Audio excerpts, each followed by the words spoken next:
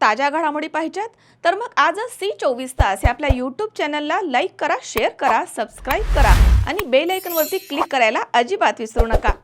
सौंदर्य ते फक्त चेहऱ्यावर नसतं, ते चमकतं तुमच्या दागिन्यांमधून. सोने, चांदी, हिरे आणि विश्वासाचं तेजस्वी नाव ओम मयूर ज्वेलर्स, संगमनेर. पिढ्यानपिढ्यांचा वारसा, आधुनिक डिझाईनची चमक आणि विश्वासाचं नातं. सर्वात कमी भाव, सर्वात कमी मजुरी, सोन्याची शुद्धता बिलावर लिहून देणारे एकमेव दालन आणि 100% हॉलमार्क शुद्धतेची हमी फक्त ओम मयूर ज्वेलर्समध्ये. खास गोल्ड SIP योजना, मजुरीवर तब्बल 100%पर्यंत सूट. लग्न कार्य असो, सण समारंभ असो किंवा खास क्षण, तुमची कहाणी सांगणारे दागिने मिळतील फक्त इथेच. आता सुवर्ण बस्त्यासाठी नाही कुठली धावपळ, कारण संगमनेरमध्येच आहे दागिन्यांचा खजिना, नव्या डिझाईन्ससह विश्वासानं सजलेला. तुमच्या सौंदर्याचा हक्काचा दागिना, शुद्धता पडताळणी मशीन. दागिना घेताना फसवणुकीला नाही जागा, कारण तुमच्या विश्वासाची जबाबदारी घेतली आहे ओम मयूर ज्वेलर्स. ओम मयूर ज्वेलर्स म्हणूनच आजच भेट द्या. ओम मयूर ज्वेलर्स, अशोक चौक, संगमनेर. संपर्क 9371 2044. ओम मयूर ज्वेलर्स, स्वतंत्र पार्किंग सुविधा. शासकीय समित्यांमध्ये ठरल्याप्रमाणे शिवसेनेला योग्य प्राधान्य मिळालं पाहिजे या संदर्भात आपण पालकमंत्र्यांशी चर्चा करणार आहोत. शिवसेना पदाधिकाऱ्यांवरती कुठल्याही प्रकारचा अन्याय होऊ देणार नाही असा विश्वास अहिल्यानगरचे संपर्क प्रमुख तथा राज्याचे उद्योग मंत्री उदय सामंत यांनी शिवसेना पदाधिकाऱ्यांना दिला आहे. नाशिक आणि अहिल्यानगर जिल्ह्याच्या संपर्क प्रमुखपदी निवड झाल्यानंतर उदय सामंत हे प्रथमच संगमनेर इथे आले होते. यावेळी शिवसेना महायुतीचे आमदार अमोल खताळ पाटील यांच्या संपर्क कार्यालयामध्ये आयोजित बैठकीमध्ये त्यांनी पदाधिकारी आणि कार्यकर्त्यांशी संवाद साधलाय. बैठकीपूर्वी आमदार अमोल खताळ पाटील यांनी त्यांचं स्वागत केलंय.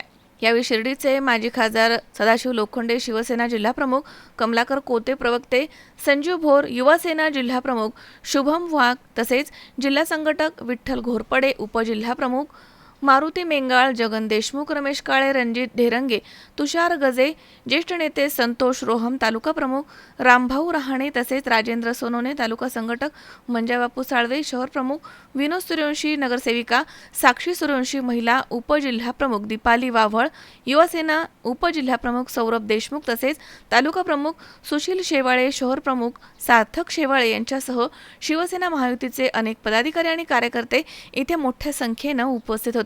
यावेळी माध्यमांशी बोलताना उदय सामंत म्हणालेत की शिवसेना पक्षाचे मुख्य नेते तथा उपमुख्यमंत्री एकनाथ शिंदे यांनी माझ्यावरती नाशिक आणि अहिल्यानगर या 2 जिल्ह्यांच्या संपर्क प्रमुख पदाची जबाबदारी सोपवली आहे आणि त्या अनुषंगानं नाशिक जिल्ह्यामधील 2 लोकसभा मतदारसंघाचा आढावा घेतल्यानंतर आता अहिल्यानगर जिल्ह्याचा दौरा सुरू करण्यात आलाय.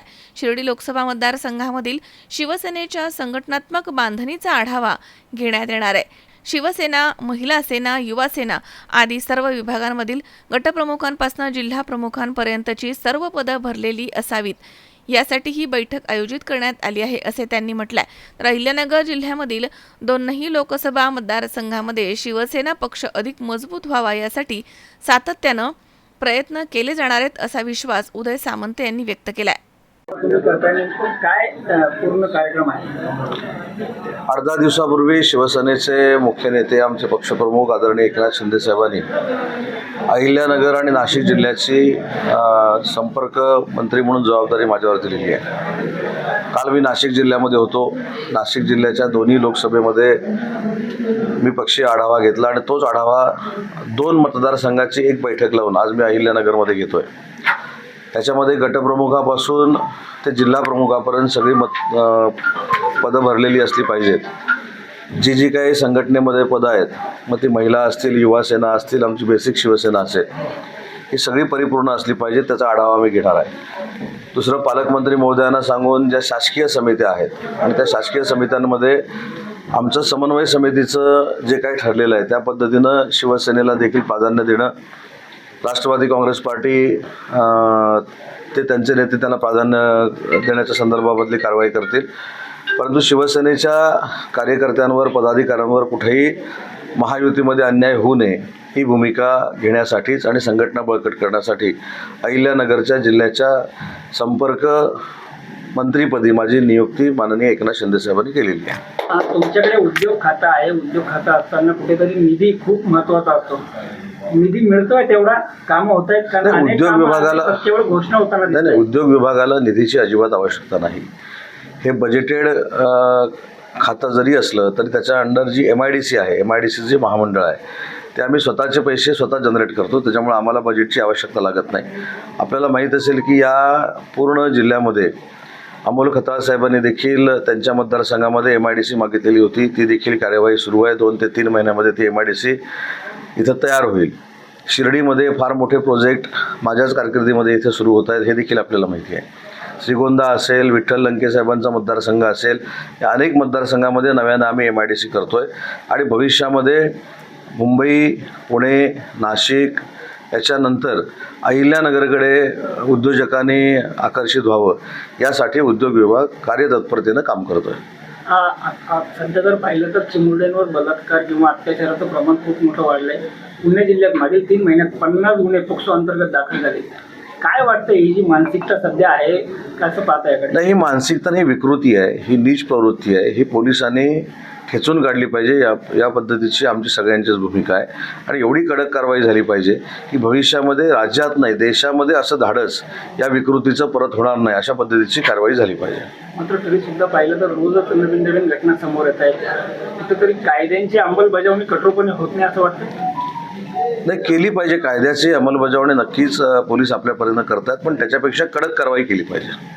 शक्ती कायदा पुन्हा एकदा आणावा अशी मागणी रोहित पवारांनी मध्यंतरीच्या काळात केली. कसं पाहताय? शक्ती कायद्याला विधानसभेनं एकमतानं सहमती दिलेली आहे. आम्ही देखील शक्ती कायद्याच्या संदर्भामध्ये पाठपुरावा करतोय. स्वतः आमच्या पक्षाचे मुख्य नेते एकनाथ शिंदेसाहेब त्याचा पाठपुरावा करत आहेत. मुख्यमंत्री देवेंद्रजी पाठपुरावा करत आहेत. त्याच्यामुळे शक्ती कायद्याच्या विरोधात आम्ही नाही आहोत. शक्ती कायदा झाला पाहिजे याच मताचे आम्ही आहोत. महायुतीमध्ये तुम्ही एकत्र काम करतायत, मात्र कुठेतरी अनेक मतदारसंघात असं दिसून येतं की ज्या ज्या ठिकाणी शिवसेनेचे आमदार असतील तुमच्या पक्षाचे त्या ठिकाणी इतर पक्षाच्या किंवा अपक्षांना मदत केली जाते फडणवीसांकडून. कसं पाहता? पण त्याच्यासाठीच आता मला संपर्क मंत्री केले ना अहिल्यानगरचा. आता मी त्याच्यामध्ये मध्यस्थी करेन. मात्र तुम्ही मान्य करताय की अशा घटना घडतायत? नाही, मी मान्य नाही केलं. मी त्याच्यासाठी आलोय. मी आता तपासेन ना, त्याच्यासाठीच बैठका लावल्यात ना. आज तुम्ही अहिल्यानगर जिल्ह्यामध्ये आहेत. शिर्डी विश्वस्त मंडळावर अद्यापही विश्वस्त मंडळ येऊ शकलेलं नाहीये. सरकार येऊन आता 2 वर्ष होत आली. या संदर्भामध्ये देखील आमची समन्वय समितीमध्ये चर्चा झालेली आहे. लवकरात लवकर महामंडळ विश्वस्त नेमण्याच्या संदर्भामध्ये कार्यवाही करावी अशा पद्धतीनं समन्वय समितीनं तिन्ही नेत्यांना विनंती केलेली आहे आणि लवकरात लवकर ते देखील काम मार्ग लागेल.